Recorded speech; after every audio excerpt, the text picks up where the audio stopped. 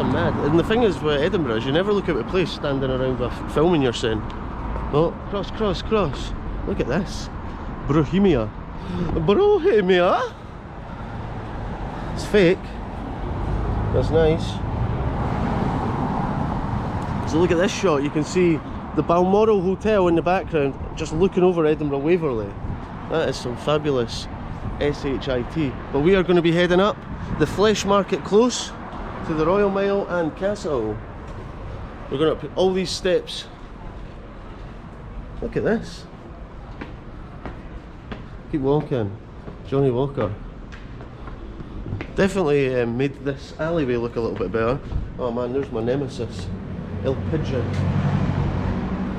I love Edinburgh.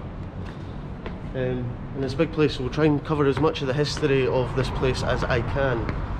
As much as humanly possible. I've got Chibet with me today. And as you walk up the Flesh Market stairs, man, there's a halfway house. It says free house, but the beer's never free. Trust me on that. Trust me on that. See plenty of graffiti. This smells strongly of urine, so if you're coming up here, avoid. Oh, it's bad. Like real bad.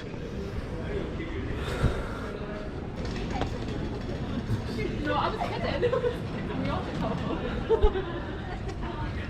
This is a sign of the times, man. Everything's very fancy pants and floral.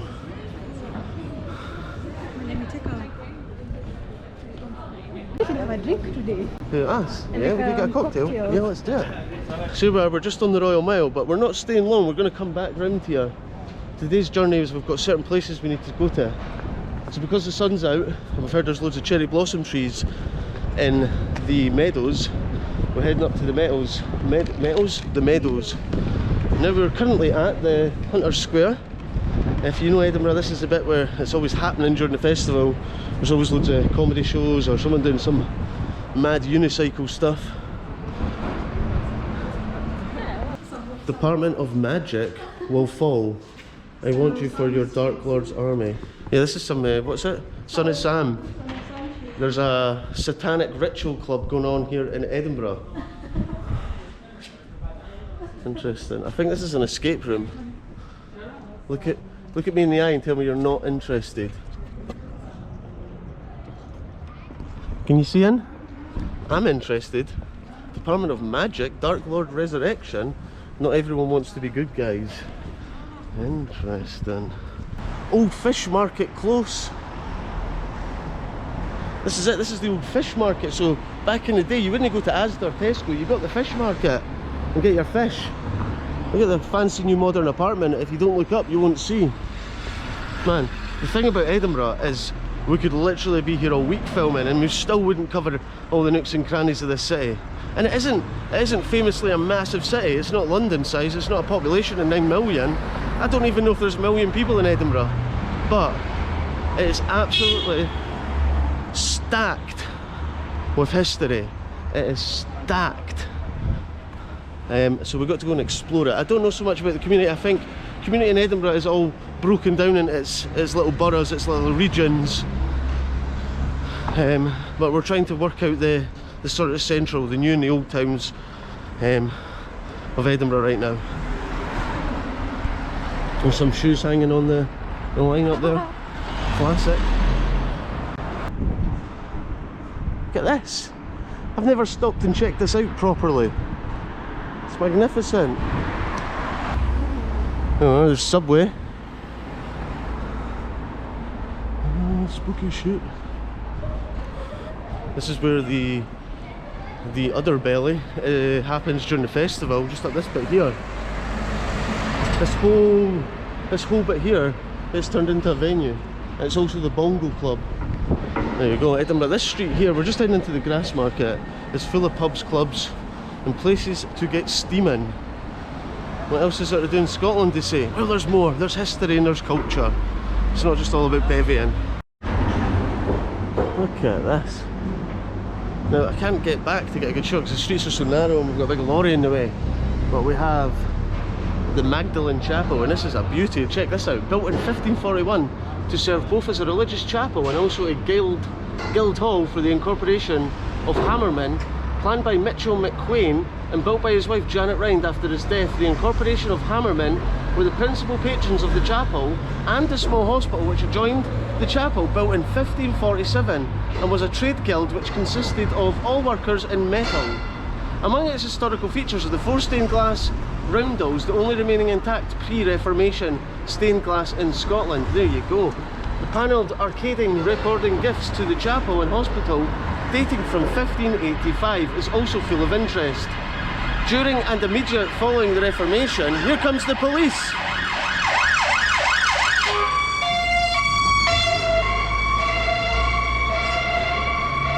That's the thing about the city, it's all happening all the time, it's not quiet. We're not in Ely anymore. During and immediately following the Reformation in Scotland in the 16th century, the chapel was used for meeting of the Reformed Church in Scotland. There you go.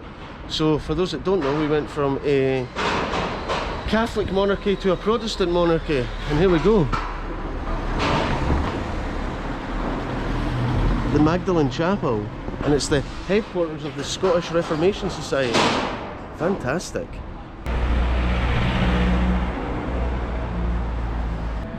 Look at this.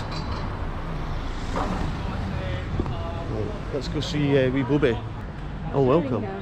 Let's go into this is the Kirkyard of Greyfriars Bobby. I've lived in Edinburgh, I've gone to university in Edinburgh, and I've never come to the Greyfriars Bobby churchyard. Fascinating. And we'll get more into the story, but this churchyard right in the heart of Edinburgh, right next to the hustle and bustle of the busy streets, the grass market, littered with people coming to party and drink and have stag do's, is this incredible churchyard slapped right in the middle of it. Wah wah wee wah. Look at this one. Memory of John Watson. So not Sherlock Holmes's buddy. But look at this big grave. Look at all the symbols on it. Look at this. Wow. So, and we know it's about time, it's to remind you of death. Is this the family coat of arms? What are these? What's this? What does this stand for? What does it all mean? I'm curious, I want to learn. There's James Brown, friend to Greyfriars Bobby. Look at this.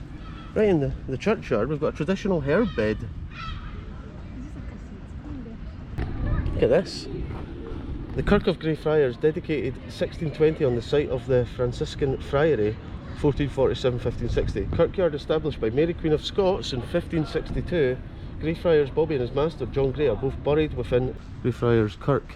So it's a kirk, but it's got some fancy new glass doors, which is alright. I guess they've got a lot of people coming in, so it's got the money to upgrade. There's Flooding Wall.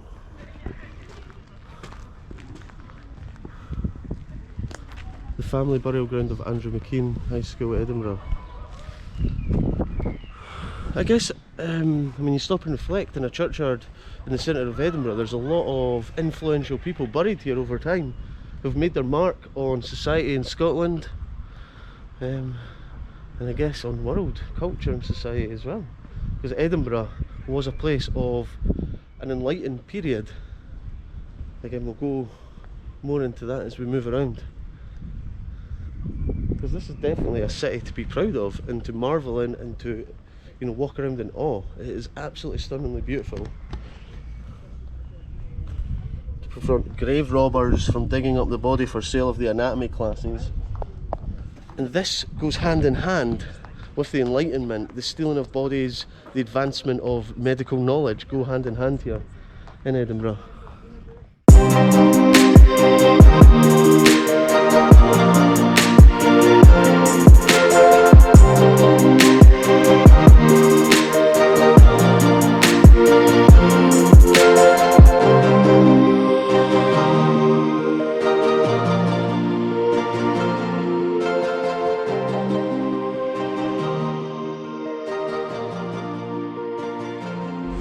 There's the Greyfriars Bobby bar, and then there's the statue. We're not allowed to touch the nose of it because it's starting to peel away.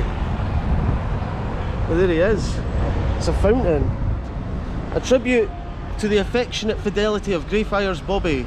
In 1858, this faithful dog followed the remains of his master to Greyfriars churchyard and lingered near this spot until his death in 1872. There you go. The loyalty of a dog. Fantastic. I hope Angus would do that for me. And we got a wee Angus, Ginger Man and Angus statue. There he is though. The iconic image of Edinburgh is Greyfriars Bobby, opposite the National Museum of Scotland, which hopefully is open and we can check it out because it is good fun in there. But right, we need to get to the Meadows whilst the sun's out. In AD 2000, the Meadow was designated a Millennium Park. So there we go, someone's trying to get some anti-vax stuff on the go. Anyway, look at this. 10 out of 10 on the cherry blossom path. Jawbone Walk.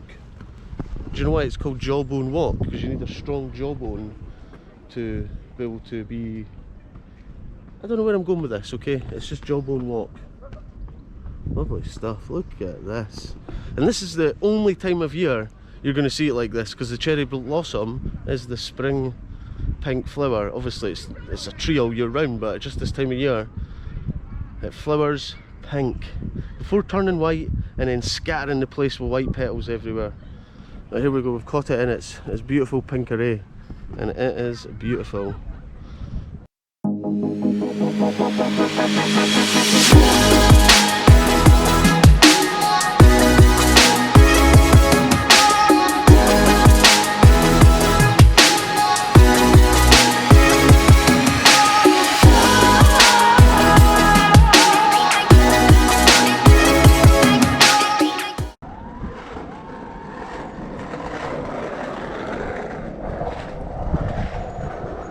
Hey, after a stunning walk through the Meadows, we're trying to find somewhere for a nice juice.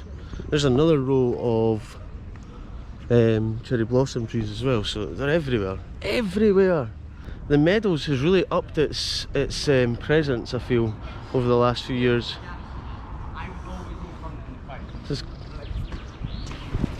even got these cycle lanes that you've got to make sure you don't drift into the cycle lane, because you might get run over by someone on a bike. Ah man, what a beautiful day to be in Edinburgh. Now we're coming up to the tennis courts. I love tennis, and they've got an abundance of tennis courts. They've probably got more tennis courts in the Meadows than they do in the entirety of Fife. Fact check, that is not an actual fact. That's just me making a point. But anyway, there's a lot of tennis courts here, and it's action packed. I love tennis. I need more tennis in my life. Look at all the tennis courts, Jubette. Oh. As I was just saying, I think they've got more tennis courts in there than the entirety of Fife. I guess Andy Murray done a huge thing for the profile of tennis in Scotland, so this is a good thing to see. The next Andy Murray could be blasting his balls about over there. Just over there. Who knows? Who knows? So we're just coming to the end of our Meadows exploration, and what a beautiful park. I've never really, I mean, I've hung out in here over days of the past, but it's really upped its game, and it's massive, and on a lovely sunny day like this, it's just such a joyful place to be. If I lived in Edinburgh again, I'd be spending most of my time in the Meadows. Well, when I say most of my time, I would be here on the sunny days, which actually in Scotland isn't many days, so I should retract that statement. But look at this, so much to do in the park. And there's a nice bit of Serena Williams, and just as we were talking about tennis and all the abundance of tennis courts, there's some cool graffiti here at Cafe Refresh just as you come into the Meadows. There she is, there's Serena.